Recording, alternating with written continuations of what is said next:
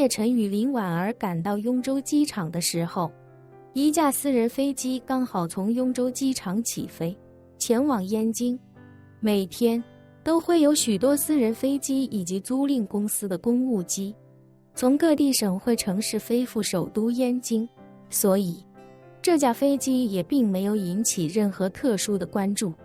叶家的湾流飞机也已经在此等候多时。待叶晨与林婉儿过了安检，顺利登机之后，机长便立刻向塔台申请起飞，前往金陵。飞机起飞的时候，叶晨还在盘点着那串沉香制成的手串。在经过了起飞爬升阶段的沉默之后，叶晨忽然开口问林婉儿：“林小姐，你今日见到的那位师太，除了劝我回头之外，有没有说过我什么时候才能再入10万大山？”林婉儿摇了摇头，道：“那师太只说10万大山太过凶险，公子万万去不得，但却没说公子何时才能再去。或许保险起见，公子以后都不能再去那里了。”“为何？”叶晨喃喃道：“他说那里有危险，但危险再高也是有限度的。如今我实力不济，那里对我来说如刀山火海，他日若我实力精进，那里或许对我来说就如履平地了。”林婉儿笃定地说道：“公子，奴家觉得公子未来很长一段时间内都不要再动重返10万大山的念头了。公子与其将注意力浪费在10万大山上，还不如好好想想如何才能寻个机缘突破，将泥丸宫彻底打开。”叶晨反问：“泥丸宫打开之后，我能再回10万大山吗？”林婉儿摇摇头：“奴家觉得便是泥丸宫打开也不能回，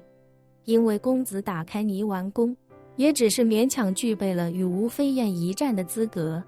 而且胜算极低。想重返10万大山，至少也要先超越吴飞燕再说。”在林婉儿看来，那师太虽然是假冒的，但她说的那番话一定是真实的。叶晨不能去10万大山，极有可能是孟长生有什么酝酿数百年的阴谋在等着他。或许孟长生真的如普茶之母那样，另辟蹊径，使得自己躲过了寿终正寝的天道。或许他也如普茶之母一样，再等一个机会重生。也或许他重生的关键就在叶晨。但是与普茶之母不同的是，普茶之母的重生是需要叶晨那道天雷的帮助，而他重生之后也将为叶晨所用。但孟长生绝不会像普茶之母这般被动，他本就活了1000年，又处心积虑给自己留下重生的机会，绝不可能让自己沦为他人的工具，亦或者陪衬。虽然那贾师太说的含糊其辞，但林婉儿推测，这里面最大的可能就是师公孟长生要找机会反客为主，如传说中那般夺舍叶晨的肉身。再想到之前叶晨说过，他父亲当年就研究过生龙阁的事情，而林婉儿自己只是推测出生龙阁的存在，却并不明白其中奥秘。于是他便开口对叶晨说道：“公子，奴家以为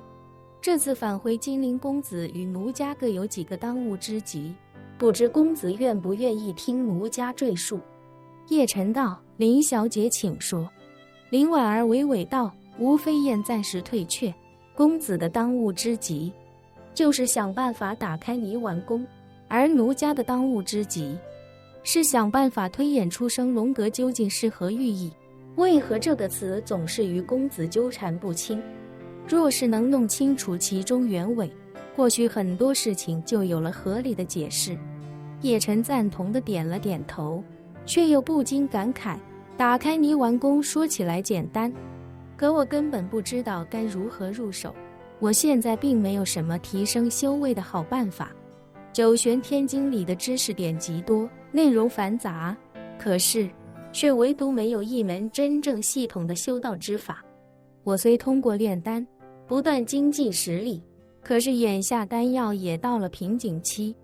培元丹虽好，可一味的吃培元丹也并不能让我的修为与实力得到系统性提升。林婉儿惊讶地问：九玄天经如此强大，里面竟然没有一门修道之法？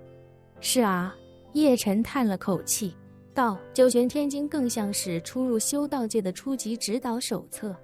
里面记载的东西太多，但很大一部分与修道关系并不算大，反而与武道关系很深，其中光是完整的武道心法就有几十上百种，可唯独没有完整的修道之法。林婉儿听到这里忍不住道，这就像是把小学和中学的课本知识、课外知识都写进一本书，然后又加了一些大学1年级的内容。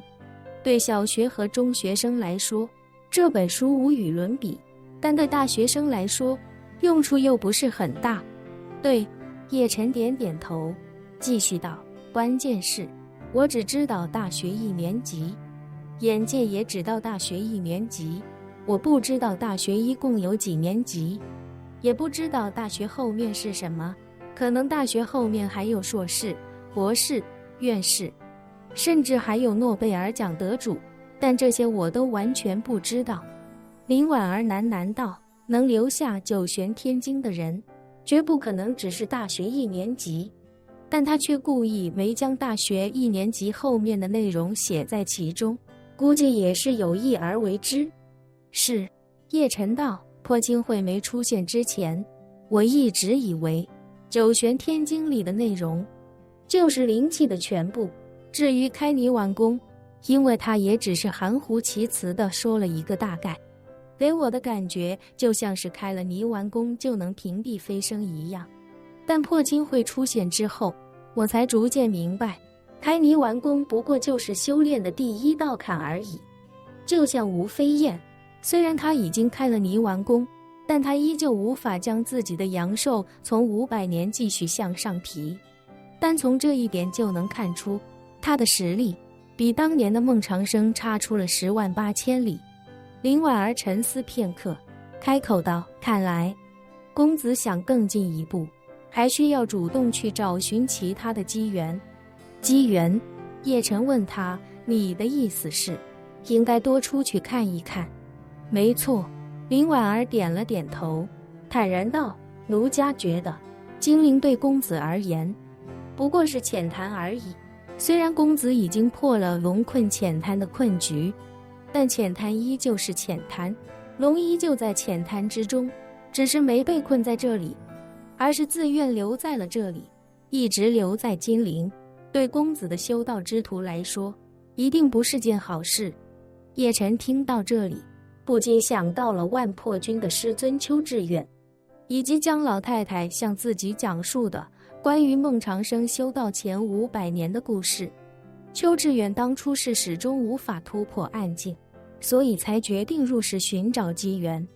而孟长生在第1个500年大限快到的时候，也曾用很长时间寻找机缘。看来修炼的瓶颈，无论是对武者还是修士，都是不可避免的必经之路。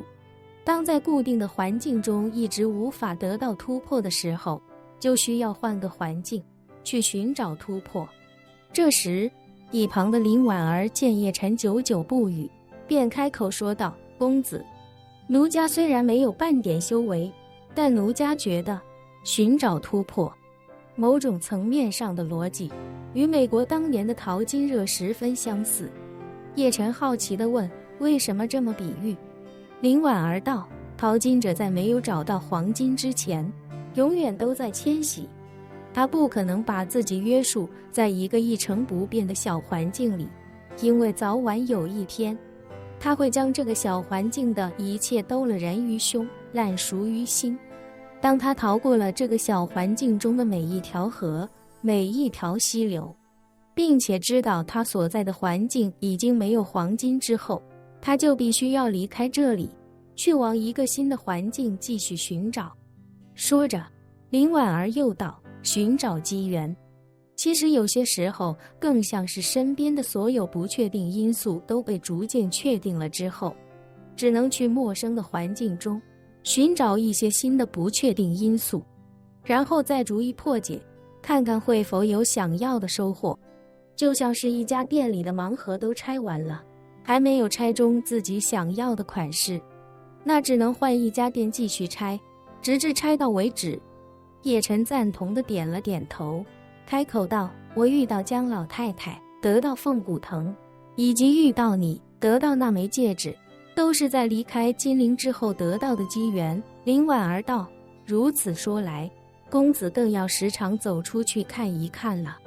另外，我的新频道历史印记馆已上线，欢迎观看订阅。